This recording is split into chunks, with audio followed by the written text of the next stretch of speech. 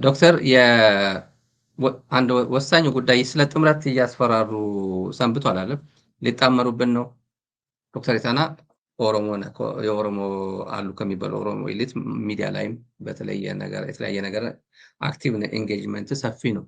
ሰሜኖች መጡብህ እያሉ በየቦታው ይነገራል። በኦህዴድ አካባቢ የሚነገር ነው። ምን ማለት ነው ሰሜኖች መጡብህ ተብሎ?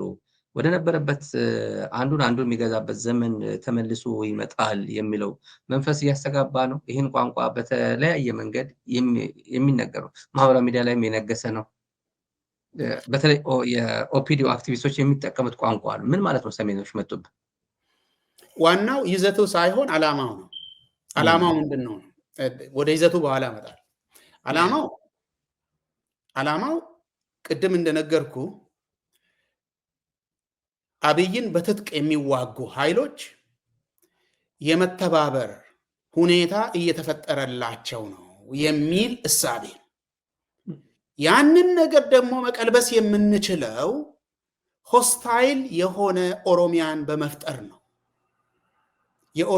የኦሮሞ የፖለቲካ ኃይሎችን የኦሮሞን የፖለቲካ ካምፕ ሆስታይል በማድረግ የስልጣን ማዕከል የሆነውን ፍንፍኔና አካባቢዋን እንዳያልሙ እንዳያስቡ ማድረግ እንችላለን ነው ዋናው ዓላማ። ምን ለማድረግ? የአብይን ስልጣን ለማዳን ማለት ምንም ሌላ ነገር የለም። የአብይን ስልጣን ለማዳን። ወደ ይዘቱ ስትመለስ ይዘቱ ሰሜኖች የሚለው አማራ፣ ትግራይና ኤርትራን ነው ይዘቱ። ሶስቱንም ራሱን የቻለን አገርም ደምሮ ማለት ነው። ሶስቱም ተባብረው ሊመጡ ነው።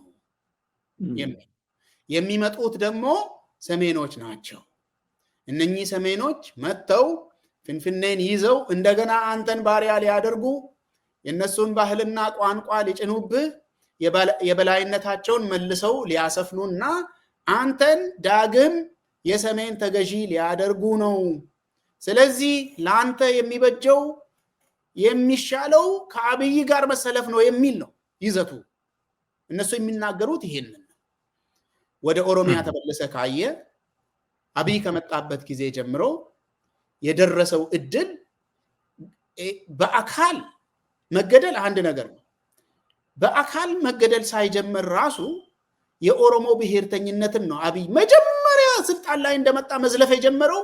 የኦሮሞ ብሔርተኝነት 2 ሳምንት አልሞላውም ነው 3 ሳምንት እንደዚህ ባህር ዳር ሄዶ የኦሮሞ ብሔርተኝነት ትልቅ ህዝብ ወስዶ ትንሽ አደረገ፣ ወደ ሰፈር መለሰው ብሎ መዝለፍ የጀመረው በአማራ መድረክ ላይ ቆሞ ማለት አማራ ጋር ሄዶ እንደዚህ ነው የተናገረው።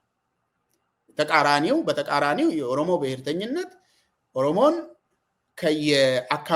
የአካባቢ ትግሎችን በማሰባሰብ አገራዊ ትግል እንዲያደርጉ ያደረገ ነው እንደሚታወቀው። ያንን ሪቨርስ በማድረግ ጥቃት ጀመረ። ከዛ ቀን ጀምሮ እስከ ዛሬ ድረስ የኦሮሞ እድል ኦሮሚያ ውስጥ አንደኛ የአባ ገዳዎች መረሸን፣ ሁለተኛ የታሰሩ ወጣቶችን ከእስር ቤት አውጥቶ መረሸንና ሬሳቸውን ሜዳ ላይ መጣል፣ ጅብ ማስበላት፣ በጅምላ ሰውን ማፈናቀል፣ በጅምላ ሰውን መረሸን። እስር ራሱ ቅንጦት ሆኗል። አሁን ኦሮሚያ ውስጥ እስር ቅንጦት ነው።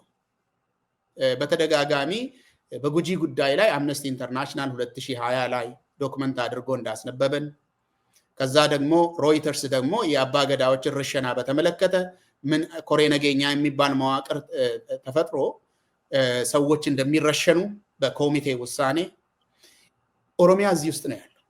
አደጋ ሲመጣበት ተመልሶ ይሄንን ህዝብ እንደገና የራሱ መሳሪያ ለማድረግ ከኔ ጎን ብትሰለፉ ነው የሚሻላችሁ የሚል ነው እና ባለፉት ጥቂት ሳምንታት የኦሮሞ ፖለቲካ ፓርቲዎች የዚህ ነገር ሰለባ እንዳይሆኑ ዝርዝር የሆኑ ማስረጃዎችን በማቅረብ መክረናል።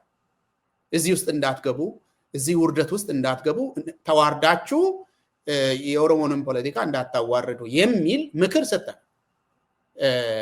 ነገር ግን ዘመቻው ያለው በዚህ ደረጃ ላይ ትልቅ ሰፊ የሆነ ዘመቻ ነው እየተካሄደ ያለው። ጥምረቱ እነሱ ተጣምረው አገር እያፈረሱ ለሉዓላዊነታቸው ለህልውናቸው ብለው ቢጣመሩ ምን ችግር አለው የሚለው ጥያቄ አለው ዶክተር። ጥምረት አይሚን ከሶማሊያ ጋር ከኤርትራ ጋር የአማራ ኃይሎች የቤንሻንጉል አምጥተህ ትግራይ ላይ አዝምተህ አማራ ክልልም እየተዋጋ ያለው እኮ የምን ኃይል ነው እናውቀዋለን እኮ ያው የኢትዮጵያ ብሔር ብሔረሰብ ነው አይደል? በመከላከያ ስም በፌዴራል ፖሊስ ስም ምናምን ነው እዛ እየተዋጋ ያለው እና ጥምረት በእነሱ ሲሆን ኮንስቲቱሽናል ሞራሊ ራይት ፖለቲካሊ ራይት ብሎ የሚያስቡ ከሆነ ሌላው ሲጣመር በቃ ከሃዲ ነው አገር አፍራሽ ነው ተብሎ እንትን የሚልበት ምክንያት ምንድን ነው? አሁን ጀነራል ምግበይን የወነጀለበት ምክንያት ያው አንደኛው ኢሹ በጣም ብዙ መነጋገሪያ ሆኖ ቲዲኤፍ ጠንከር ያለ መግለጫ ሰጥቶ ሶስት እጥፍ መግለጫ ሰጠበት እንጂ ሰው በሙሉ ገርሞታል። እንዴት አገር እንደዚህ ይወድቃል በሚል ቢጣመሩ አላደረጉትም እንጂ እነሱም መግለጫ ሰጥቶበታል። ቢጣመሩ ግን ኢንዲፔንደንትሊ ስታየው ስህተቱ ምኑ ጋር ነው? ነውር ነው ወይ ኃጢአት ነው ወይ ምንድን ነው እንደዚህ እንትን ያደረጋቸው ሪቴት ያደረጋቸው ለምንድን ነው? አንተ አሁን ወደ ሪያሊቲ ነው የገባው። በፕሮፓጋንዳ ደረጃ ነው ቅድም ያወራ ነው። አብይ የለቀቀው ፕሮፓጋንዳ ምንድን ነው፣ አላማው ደግሞ ምንድን ነው የሚለውን ብቻ ነው ቅድም ያወራ ነው። ሪያሊቲውን ካነሳኸው አይደለም ለመብታቸው እና ለህዝባቸው ፍላጎት የቆሙ ሰዎች እኔ ጎረቤቶች ብቻ አይደለም የጎረቤት ሀገሮች ብቻ አይደለም አውሬም የሚተባበር ከሆነ ተባብሮ አብይን ከዛ ቢያፈናቅል ትክክል ነው ባይ ነኝ። የሰዎች ትብብር ብቻ አይደለም አውሬም ተደምሮ ማለት ነው። አንተ ህዝብን በመደዳ ተራ እያስያዘ ተራ በተራ መጀመሪያው ነው፣ ከዛ አልፎ ትግራይ፣ አሁን ደግሞ አማራ ላይ ሲፈልግ ደግሞ በኒሻንጉል ሲፈልግ ደግሞ አፋርና ሶማሌን እያጋጨ ስልጣን ላይ ይቀመጣለሁ የሚል ይሄንን አስወግጄ በሰላም ልኑር ቢል ኢትዮጵያ ምንድነው ክፋቱ? እጅ በእጅ ቢያያዙ የሰሜን ብቻ አይደለም ኦሮሚያንም ጨምረው ሁሉንም አካባቢ ጨምረው እጅ ለእጅ ተያይዘው አብይን ቢወረውሩ ምንድነው የሚያንስ? ምንድነው የሚቀርበት? ማን ላይ ምን ይጎላል? አብይ ቢወገድ ማን ላይ ነው ምን የሚጎለው? አንደኛ ከአብይ ተጠቃሚ የሆኑ ቀማኛ ዘራፊ የሆኑ የተሰበሰቡ ሰዎች አሉ ማዕከል ላይ። እነኚህ ሰዎች አንዳንድ ሰዎች ለፕሮፓጋንዳ መጠቀም እንደሚሞክሩት ከኦሮሚያ ብቻ አይደለም የመጡት። ምናልባት በስተው ሊሆን ይችላል ከኦሮሚያ አካባቢ የመጡት እሱ የሚያውቃቸው ጓደኞች እሱ አብረዋቸው ለረጅም ጊዜ ያገለገለ ጓደኞች አፋን ኦሮሞ የሚናገሩ ሊሆኑ ይችላል። ግን ኦሮሞ መሆን አለመሆናቸውን እኔ አላውቅም። ግን አፋን ኦሮሞ የሚናገሩ በስተው ሊሆን ይችላል። ነገር ግን ከሁሉም አካባቢ የመጡ ናቸው ከትግራይ በስተቀር። ትግራይ አብርሃም ውጪ ሌላ ሰው አለ? እኔ ስለማላቅ ነው። ስታሊን ማለት አላየው ዛዲግ ነበር ካደ። ዛዲግ እንግዲህ ጠዋት አንድ ብሔር ከሰዓት ሌላ ነገ ደግሞ እንደ ሁኔታው የሚቀያየር ነው ብዬ ነው የሱን እንተውና ትግራዋይ ነኝ የሚል እኔ ያንን ሰውዬ ብቻ ነው የማውቀው። እና እነኚህ ለጥቅም የተሰበሰቡ ሰዎች ሊጎልባቸው ይችላል። እኔ እርግጠኛ ሆኜ ግን ምነግርህ እነኚህ አሁን ያነሳናቸው ሰዎችንም ጨምሮ አብይ ቢወገድ ደስታቸውን አይችሉም። እኔ ልንገር፣ ምክንያቱም ሀብት እያሰባሰቡ ያሉት ለመኖር ነበር። ሰላም አግኝተው ያንን ሀብት እንጆይ ለማድረግ ነበር። አልተቻለም። ጦርነት ነው፣ ነጋ ጠባ ጦርነት ነው፣ ሰውን መግደል ነው፣ መጨረሻ የለውም። አገር ሰላም ያገኛል ሲባል ሰላም መኖር አልቻለም። እነኚህ ሰዎች አብይ ሄዶላቸው እነሱም እረፍት ቢያገኙ ደስ የሚላቸው ነው የሚመስለኝ። እኔ አምስትም የሚሞሉ አይመስለኝም ከአብይ ጋር እንሞታለን የሚሉ ሰዎች ሁኔታዬን ነው የምልህ። በቁጥር 5 የሚሞሉ አይመስለኝም።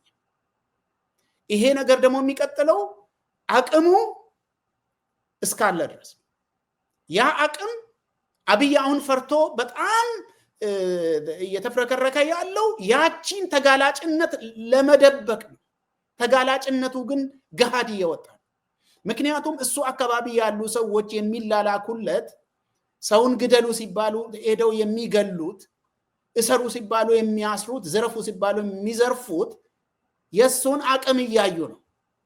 እሱ አቅሙ ያነሰ ከሄደ እሱ አካባቢ ያሉ ሰዎች ናቸው ጎትተው የሚያወሩት ወታደሮቹ ማለት ነው።